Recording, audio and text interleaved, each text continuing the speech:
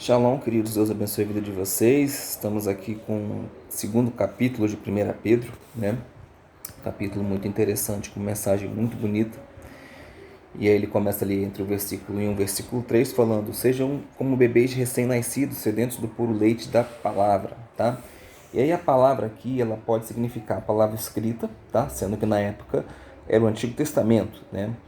Pode ser o Evangelho, tá? Também, ou seja, implicando no futuro, né? O Novo Testamento era ali naquele momento em que Pedro estava escrevendo, era algo que ainda ia ser visto no futuro. A palavra como o próprio Jesus, né? A quarta opção seria a sã doutrina, né? A verdadeira doutrina.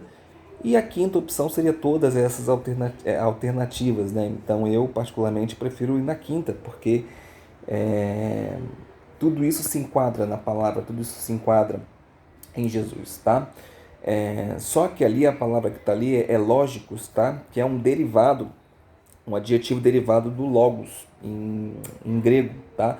Então isso também pode ser traduzido como sejam como bebês recém-nascidos, sedentes do puro leite espiritual, do puro leite que sai de vocês, né? E aí, automaticamente, a gente vem aqui provando que Deus é bom, né? Na minha tradução tá Adonai é bom, né? Então o crente ele deveria arder de desejo, de vontade desse puro leite da bondade que Deus nos deu através da sua palavra, né? E de forma que isso afete as nossas próprias palavras, né? Para que as nossas palavras também consistam em bondade e em bênção, ao invés de maldade, engano, hipocrisia e inveja. Então nós deveríamos estar aplicados a isso, né? Deveríamos deixar que a palavra fosse aplicada sobre a nossa vida, tá? E aí o segundo capítulo basicamente ele vai falar a respeito dos escolhidos, né? Que a gente já tratou no capítulo 1, que aí não é só Israel, é Israel e todos aqueles que aceitam Jesus e caminham com Israel, obviamente, né? A separação foi feita de Israel, né?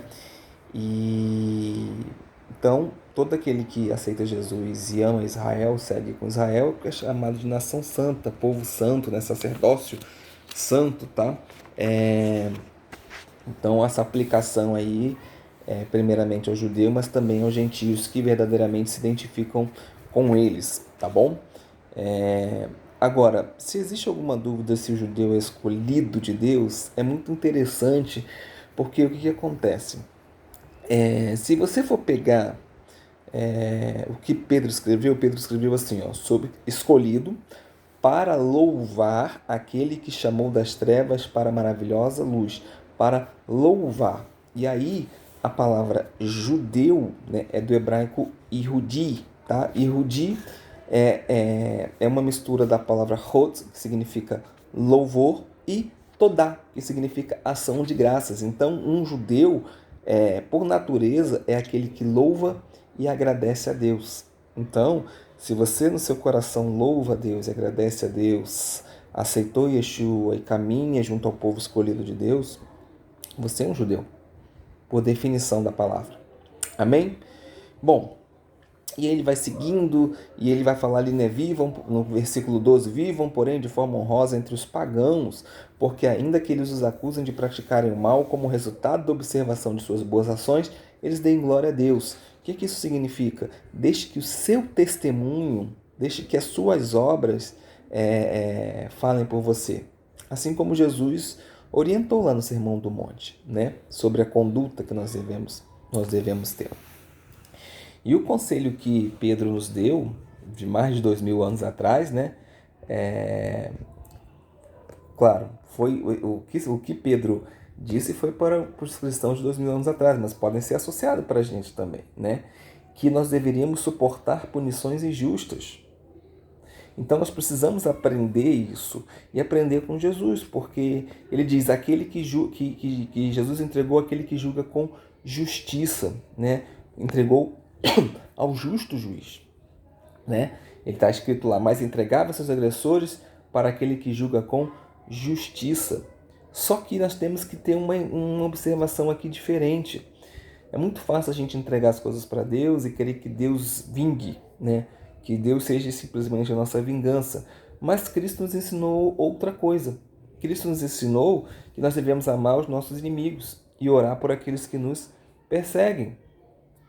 E ele não simplesmente falou, mas ele cumpriu. Ele trouxe isso, ele praticou isso na cruz. Quando ele disse, perdoa-lhes que eles não sabem o que fazem. Ele provou isso. Ele não simplesmente falou, mas ele mostrou por ação.